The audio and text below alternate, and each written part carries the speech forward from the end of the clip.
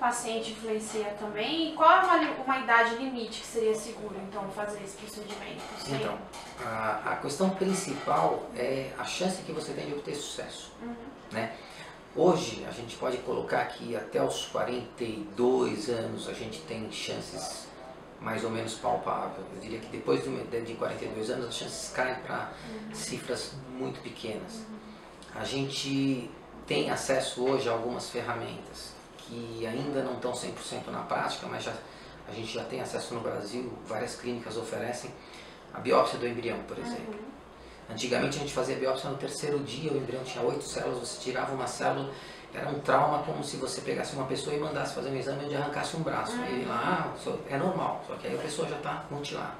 Hoje a gente consegue fazer esse exame no 5º dia, quando o embrião tem 160 células. A biópsia já não causa um trauma tão grande, então você consegue selecionar quais embriões são normais, de quais embriões não são normais, e fazer a transferência numa mulher com mais de 40 anos com a segurança de que você está transferindo um bebê normal para ela. Onde que isso impacta? A taxa de gravidez para ela é muito menor. Então não vai mudar em termos de taxa de sucesso, mas vai oferecer a segurança de ela poder fazer o tratamento fugindo dos riscos de anomalia cromossômica, que todo mundo fala, mas a partir de que idade é perigoso ter um bebê com uma síndrome de Down? A gente tem ferramentas até para excluir esse risco durante o processo de tratamento. O que a fertilização in vitro, o ICSI, faz? Ele aumenta a chance de se engravidar justamente porque eu tenho mais embriões. Eu não faço milagre. Então, na verdade, a taxa de sucesso por embrião continua sendo 15%, 14%. É a mesma que você tentar engravidar em casa. Só que você tem um óvulo por mês, forma um embrião por mês e eu formo 14. Então, teoricamente, a minha chance de oferecer uma taxa maior é simplesmente relacionada ao número. O número cai com a idade, a qualidade cai com a idade. Então eu costumo dar um exemplo assim, tem mulheres que com 40 anos ela tem 2 caixas de laranja para fazer um suco, e tem mulheres que tem 2 laranjas, então aqui tem mais óvulos, ela tem mais chance de, naquele grupo de laranjas que ela guardou, mesmo fazendo muito tempo que ela tem ela guardada, ela pode encontrar 2 normais, aqui tem pouco, já tem menos chance. Até 35 anos, de cada 2 bebês que você faz na fertilização, um é anormal. Por isso que a mulher demora 1 ano para conseguir engravidar. Você pode estar fértil, estar ovulando hoje, transar no momento ideal e não dá certo. Fala, mas como? Eu fiz tudo direitinho, doutora. O senhor olhou e eu ovular hoje.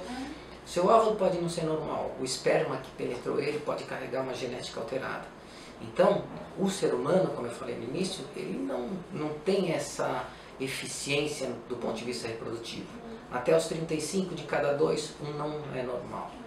Aos 40 anos, você tem em média um normal para cada 4 anormais, é mais ou menos 18%. Após 42 anos, isso são dados de biópsia de embriões de várias faixas etárias, você tem uma taxa de normalidade de 8%. Então, se eu pegar uma mulher aqui de 42 anos, colher 14 óvulos, o que é raro, porque nessa idade ela já não tem tanto, mas vamos supor que ela tenha. Então, o número dá mais chance para ela versus a amiga dela que tem menos. Ok. Desses 14, eu formo 10 embriões bonitos. Eu tenho provavelmente uma chance de fazer biópsia e encontrar um normal e 9 anormais. Então, é por isso que a taxa cai depois de uma certa idade. A qualidade cai muito.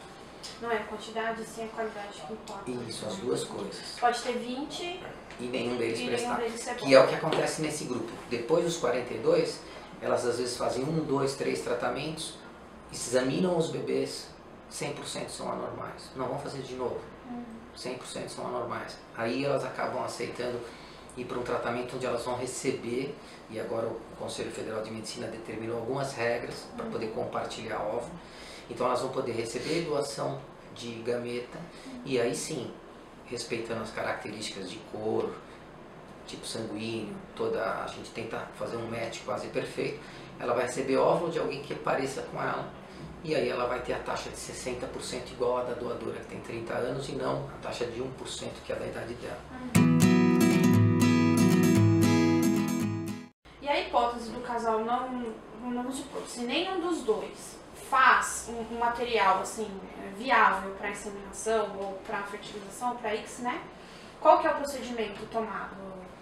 Então, quando a gente tem um casal que não consegue engravidar depois de 1 ou 2 anos, e a mulher tem óvulos aparentemente normais, o homem tem um material aparentemente adequado, você vai fazer a fertilização.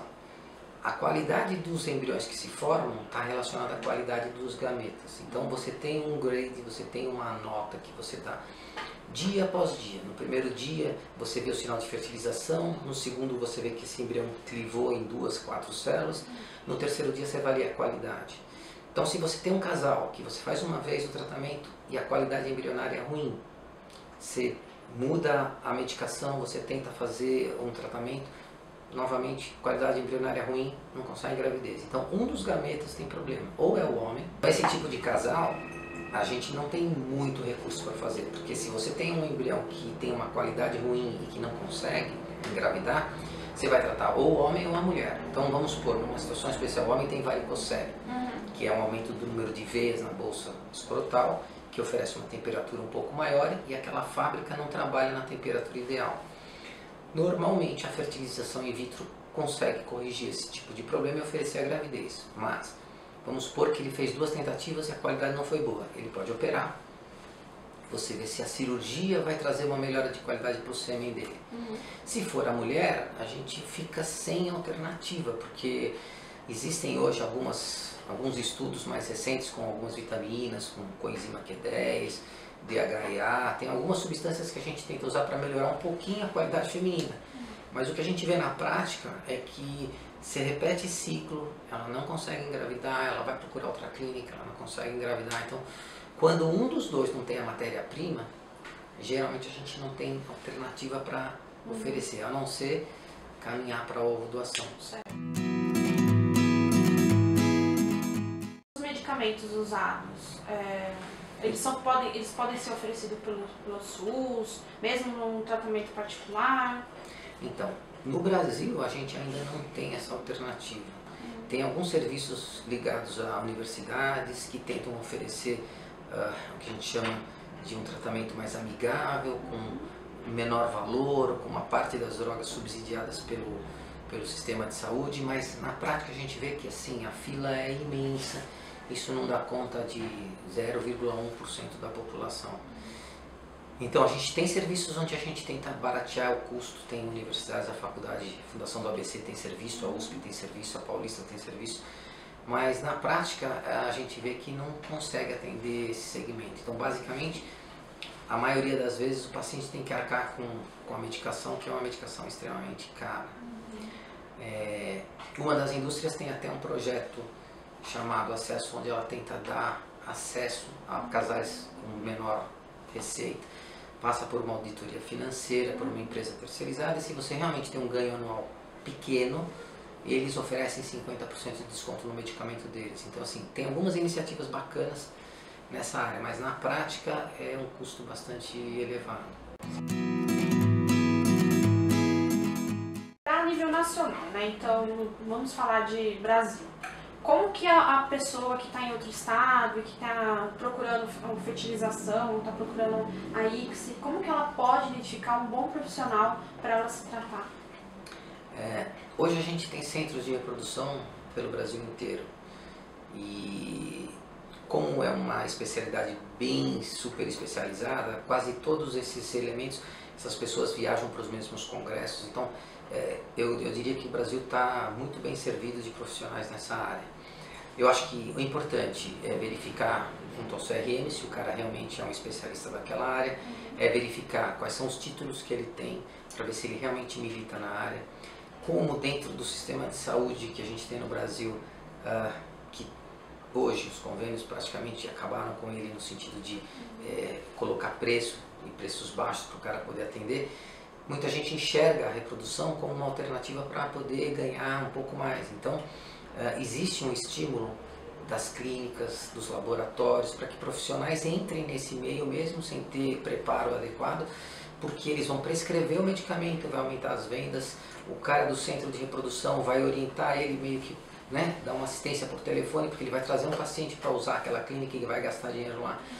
Então eu acho que assim, tem que ter muito cuidado mesmo para analisar se o profissional é membro da Sociedade Brasileira de Reprodução Assistida, da Sociedade Brasileira de Reprodução Humana, que são as duas sociedades que regem a área, da SOGESP, que é a entidade dos ginecologistas. Então assim, Com a internet, com os recursos que a gente tem à mão, acho que é possível você pesquisar e avaliar se esse profissional ele é da área, se ele realmente conhece a matéria, para a paciente às vezes não gastar tudo que ela tem, que às vezes é muito pouco, para fazer um tratamento e fazer da forma errada, no lugar errado, sem qualidade. Porque essas taxas, elas são atingidas quando você tem um laboratório de primeira linha, um médico que sabe fazer aquele tratamento para você não desperdiçar, né? E a gente vê muito isso, paciente que fez 2, 3, 4 tratamentos em situações que são no mínimo, vamos dizer assim, precárias, entendeu? A gente recebe às vezes paciente que fez inseminação. Aí você vai ver o material do cara, não chega nem a 1 milhão de espermatozoides. Então assim, qual que é a taxa? 0. Mas ela fez um processo, tomou os medicamentos, chegou no dia, o material do cara não era adequado, ninguém provavelmente estudou isso antes, e vai até o fim e vem falar, olha, eu fiz uma inseminação e não deu certo. Mas você vai olhar e falar assim, mas você nunca deveria ter feito, não tem nenhuma indicação, né?